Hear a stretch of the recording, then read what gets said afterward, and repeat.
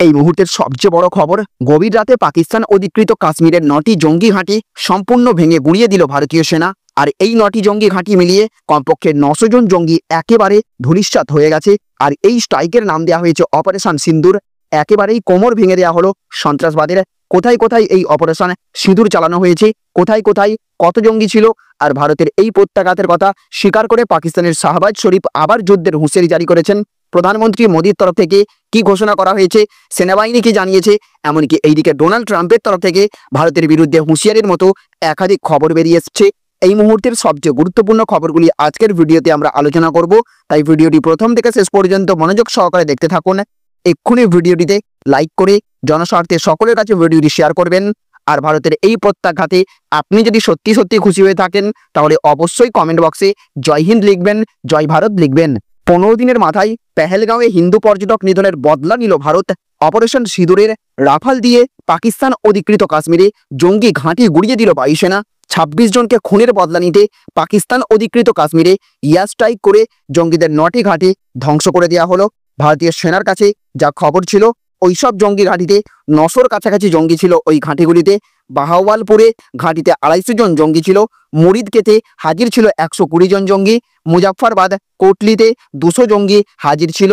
শিয়ালকোট, গোলপুর, ভীমবের, চক আমরুর ঘাঁটিতে হামলার সময় 300-র ওপর জঙ্গি ছিল। এই ঘাঁটিগুলিকে মাটিতে মিশিয়ে দেওয়া হয়েছে বলে খবর। আসলে কত জঙ্গি খতম হয়ে থাকতে পারে তা এখনো পর্যন্ত সেনার তরফে জানানো হয়নি। এইদিকে ভারতের এয়ার স্ট্রাইকের কথা স্বীকার করলো পাকিস্তান। 6টি জায়গায় ভারতের 24টি ক্ষেপণাস্ত্র হামলা বলে পাকিস্তান দাবি করেছে। পাকিস্তান সেনা তরফে দাবি, ভারতের অপারেশন সিন্দুর হামলায় 8 জন নিহত, আহত হয়েছেন 35 জন। ভারতের প্রত্যাঘাতের কথা স্বীকার করেছেন পাকিস্তান প্রধানমন্ত্রী শাহবাজ শরীফও। পাকিস্তান অধিকৃত কাশ্মীরের কোটলিতে হিজবুলের ট্রেনিং সেন্টার ধ্বংস করে দেওয়া হয়েছে, গুঁড়িয়ে দেওয়া হয়েছে। মুজাফফরবাদে লস্করের ট্রেনিং ক্যাম্প। ইতিমধ্যেই প্রতিরক্ষা মন্ত্রক জানিয়েছে কোনো পাকিস্তানি সামরিক ঘাঁটিকে টার্গেট করা হয়নি। টার্গেট স্থির এবং স্ট্রাইকের ক্ষেত্রে যথেষ্ট সংযম দেখিয়েছে ভারতীয় সেনা।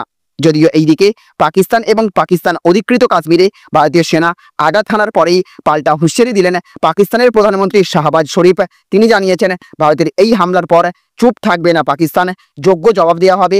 শাহবাজ এক্স হ্যান্ডেলে লিখেছেন, পাকিস্তানের 5টা এলাকায় কাপুরুষের মতো হামলা চালিয়েছে ধূর্ত শত্রু।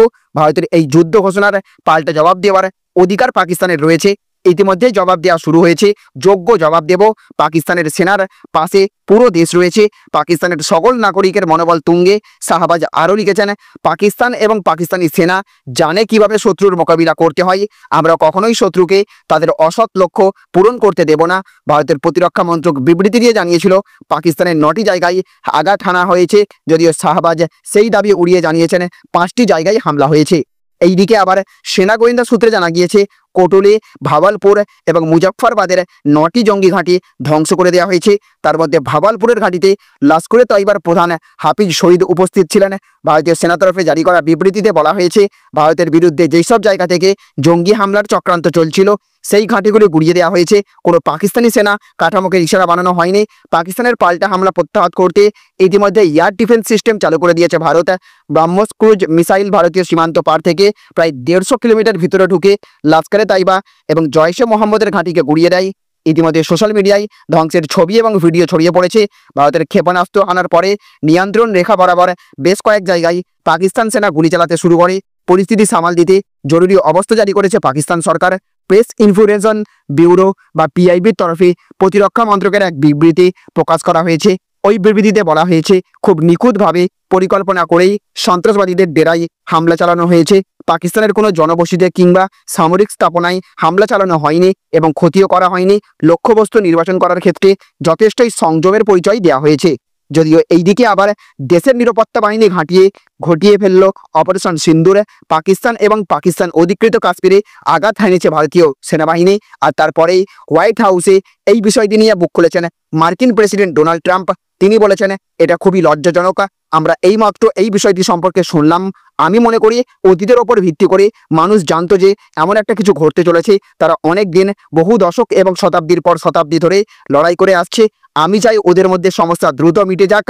এদিকে পেহেলগাঁওতে ঘটে যাওয়া নৃশংস জঙ্গি হানার জবাব যে পাকিস্তানকে ভারত নিজের পছন্দের সময় মতোই দেবে এবং পছন্দের স্থানে দেবে বলে নয়াদিল্লির তরফ থেকে আগেই বিবৃতি দেওয়া হয়েছিল।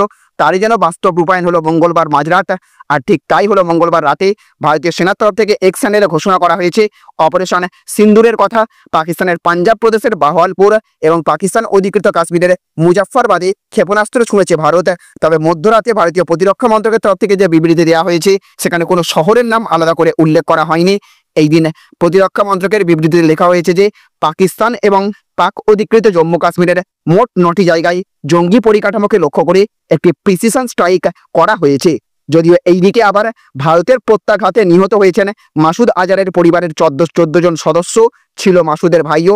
খবর সূত্রের পাক অধিকৃত কাশ্মীরে ঢুকে পেহেলগাঁও হামলার জবাব দিয়েছে ভারত। মধ্যরাতে এয়ার স্ট্রাইক করে প্রত্যাঘাত করা হয়েছে ভারতের তরফে। সূত্রের খবর, ভারতের প্রত্যাঘাতে মাসুদ আজহারের পরিবারের 14 জন সদস্য নিহত হয়েছে। শোনা যাচ্ছে নিহতদের মধ্যে ছিল মাসুদ আজহারের ভাই। পাকিস্তান এবং পাকিস্তান অধিকৃত কাশ্মীরে যে 9টি জঙ্গি ঘাঁটি ভারত ভেঙে গুঁড়িয়ে মাটিতে মিশিয়ে দিয়েছে তার মধ্যে ছিল বাওয়ালপুরের জয়শে মোহাম্মদের ডেরা। সূত্রের খবরে এখানে ছিল একটি মাদ্রাসা যার সঙ্গে যোগ রয়েছে জাইসি চিফ মাসুদ আজহারের। বাওয়ালপুরের মার্কাজ সুবহানাল্লাহতে প্রত্যাঘাত করা হয়েছে। সূত্রের খবর, গুরুতর আহত মাসুদের ভাই এবং ভারতের মোস্ট ওয়ান্টেড জঙ্গি রাউফ আসগার। ভারতের হামলায় নিহতদের মধ্যে রয়েছে রাউফের ছেলে হুজাইবা। তাহলে ফ্রেন্ডস, বুঝতে পারলেন, এই ছিল আজকের কয়েকটি গুরুত্বপূর্ণ আপডেট। এই ভিডিওটি আপনাদের যদি ভালো লেগে থাকে তাহলে অবশ্যই ভিডিওটি লাইক করবেন এবং অবশ্যই ভিডিওটিকে রাজ্যের সমস্ত মানুষের কাছে শেয়ার করে সকলকে জানার সুযোগ করে দেবেন। আর অবশ্যই কমেন্ট বক্সে জয় হিন্দ জয় ভারত লিখবেন। ভালো থাকবেন, সুস্থ থাকবেন। Thank you friends, thank you for watching.